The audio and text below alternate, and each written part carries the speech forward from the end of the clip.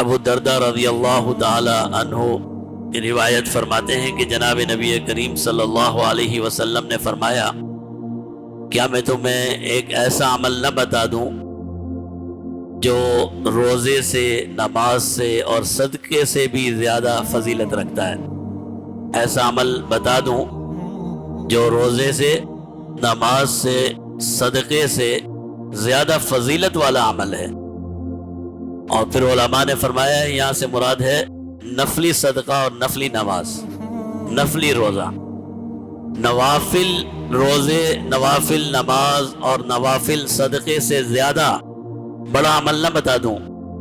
قالوا بلا یا رسول اللہ، صحابہ نے عرض کی جی ہاں ضرور بتلائیے۔ قال صلاح ذات البین، فرمایا اپنے باہمی تعلقات کو درست کر لو، اپنے آپس کے تعلقات کی اصلاح کر لو، اپنے باہمی معاملات کو درست رکھو۔ فَإِنَّ فَسَادَ ذَاتِ الْبَيْنِ، کیونکہ باہمی تعلقات کا بگڑ جانا، هِيَ الْحَالِقَةُ، یہ مونڈ دینے والا ہے، ختم کر دینے والا ہے۔